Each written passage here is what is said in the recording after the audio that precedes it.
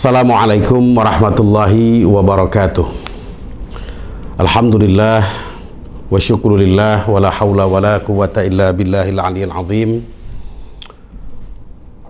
Qala Allah Ta'ala fil Qur'anil Karim, a'udzu billahi minasy syaithanir rajim. Bismillahirrahmanirrahim.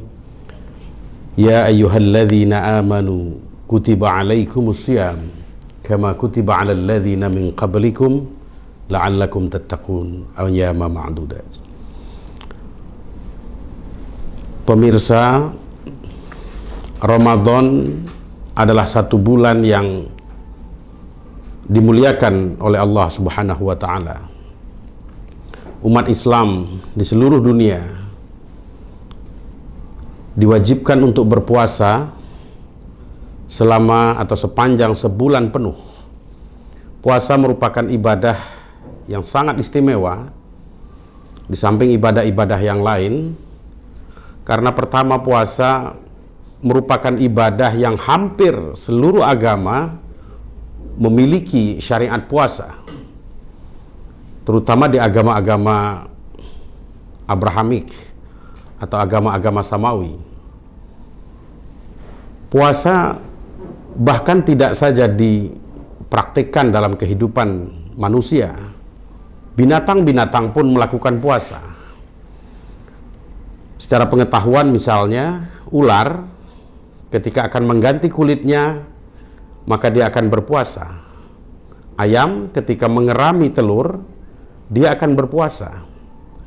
Bahkan beberapa ikan ya yang ingin melakukan perpindahan tempat dia akan melakukan puasa. Tapi pada intinya puasa merupakan satu syariat di dalam Islam, dan tradisi puasa tidak hanya ada di dalam Islam. Itulah salah satu keistimewaan puasa.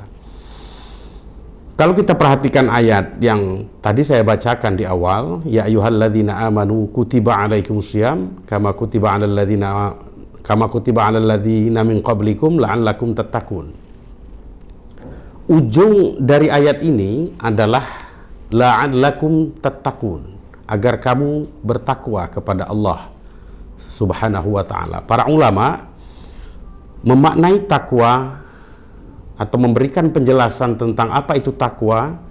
Salah satu kata kuncinya adalah ketakutan kita kepada Allah Subhanahu wa ta'ala. Syariat puasa yang ibadahnya kita laksanakan dalam satu bulan harus berujung pada penambahan rasa takut kepada Allah Subhanahu wa ta'ala. Yang kedua, ibadah puasa yang kita lakukan harus berdampak pada perubahan. Kalau ular ingin melakukan perubahan pada kulitnya melakukan puasa, ayam ingin mengakhirkan generasi selanjutnya dengan melakukan puasa, maka manusia mestinya dengan berpuasa maka ada ziyadatul khair, ada ziyadatul taqwa, ada ziyadatul khauf binallah atau khasyah kepada Allah. Maka sebelum dan sesudah puasa harus ada penanda perubahan di dalam diri. Baik perubahan pada aspek spiritualitas kita atau perubahan dalam konteks kita sebagai manusia yang hidup di masyarakat. Baik kepada sesama, menebar kebaikan, memberikan kebaikan dan manfaat kepada sesama. Jika awalnya mungkin kita sering melakukan kesalahan, melanggar syariat agama, maka puasa hendaknya menghantarkan kita pada perubahan yang jauh lebih baik.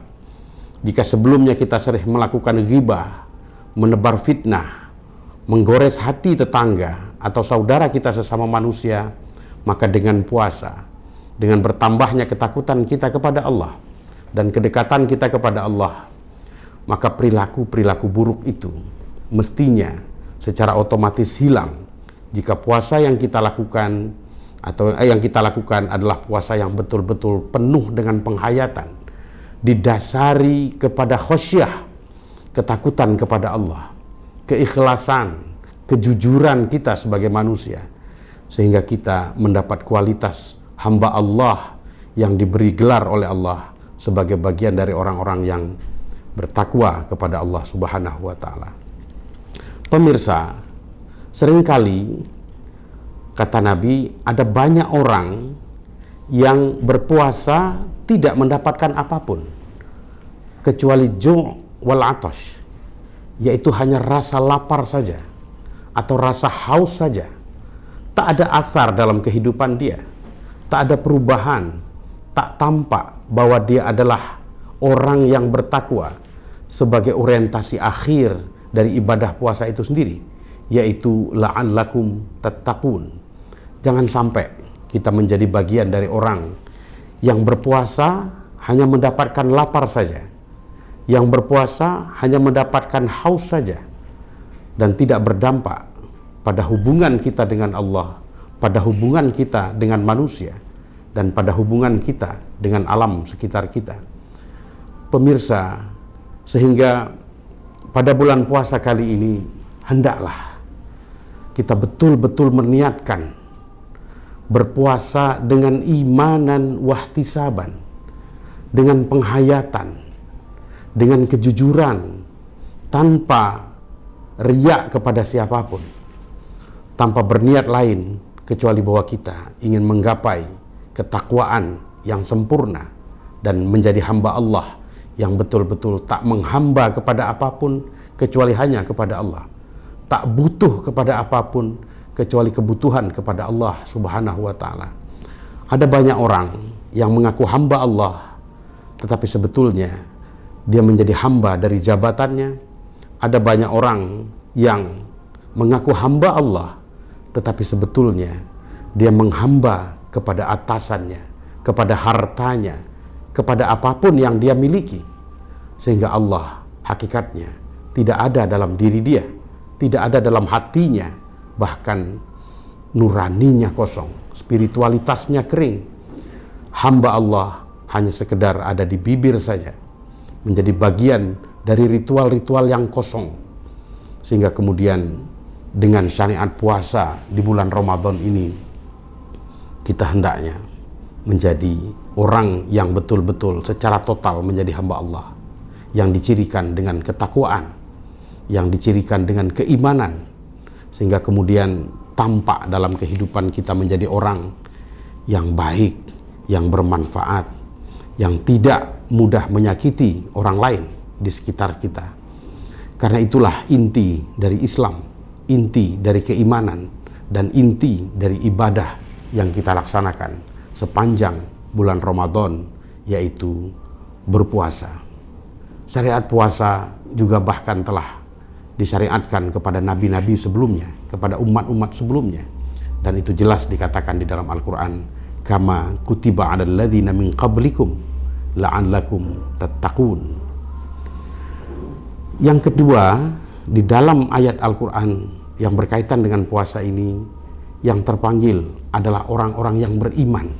Hanya orang yang di dadanya memiliki iman yang akan mendapatkan nilai puasa yang imanan wahtisaban, yang akan berujung pada ketakwaan, yang akan berujung pada perubahan kualitas diri sebagai manusia dan sebagai hamba Allah Subhanahu wa ta'ala. Demikian apa yang bisa saya sampaikan. Semoga kita menjadi bagian dari hamba Allah yang tidak hanya mendapatkan haus dan lapar saja dalam ibadah puasa, tetapi ibadah yang membekas di dalam diri kita, memberikan perubahan dan dampak positif terhadap diri kita, sehingga kita menjadi hamba Allah yang baik.